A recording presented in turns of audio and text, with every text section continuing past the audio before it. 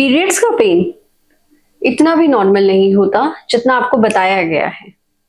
अगर कोई आपसे ये कहता है कि सिवियर क्रैम्प्स तो नॉर्मल सी बात है, तो डोंट फॉलो देम ब्लाइंडली, क्योंकि सिवियर पेन एंडोमेट्रियोसिस भी हो सकता है। एंडोमेट्रियोसिस एक ऐसी कंडीशन है जिसमें यूट्रस की नॉर्मल एंडोमेट्रियल लाइनिंग का टिश्यू यूट्रस से बाहर ग्रो करने लग जाता है, जैसे कि ओवरीज, फेलोपियन ट्यूब्स, यूट्रस के पीछे की खाली जगह जिसे हम पाउच ऑफ डगलस कहते हैं, और इंटेस्टाइन यानी आंतें। शॉकिंगली इस कंडीशन का डायग्नोसिस बनने में ही कई बार 2 से 10 साल लग जाते हैं।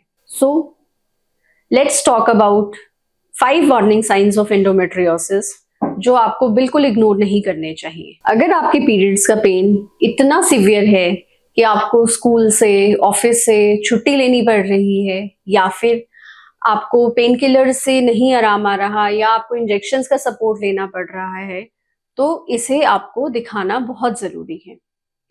हर एंडोमेट्रियोसिस में जरूरी नहीं है कि इंटेंस पेन ही होता है, परंतु अगर इंटेंस पेन हो रहा है तो एंडोमेट्रियोसिस रूल आउट कराना बहुत जरूरी है। अगर आपको पेल्विक पेन रहता है, यानी कि सिर्फ पीरियड्स तक पेन रिस्ट्रिक्टेड नहीं है, आगे पीछे भी कभी कभी हल्का दर्द नीचे महसूस होता रहता है, भारीपन महसूस होता रहता है, तो ये एंडोमेट्रियोसिस का साइन हो सकता है। एंडोमेट्रियोसिस बेसिकली एक इन्फ्लेमेशन और स्कारिंग को शो करता है, जिसकी वजह से कॉन्स्टेंटली नीचे पेन महसूस होता है।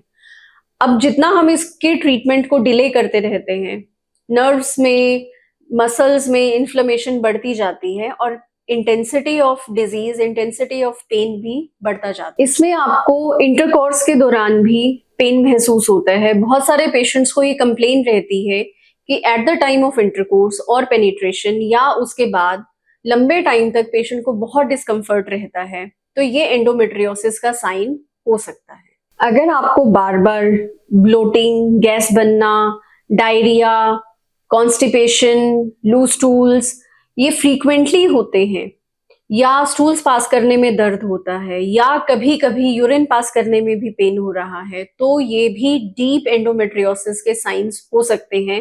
कई बार छोटे छोटे नोड्यूल्स आंतों के पास या पेशाब की थैली के पास बनने लग जाते हैं, वहां स्कारिंग होती है और आपको दर्द महसूस होता है।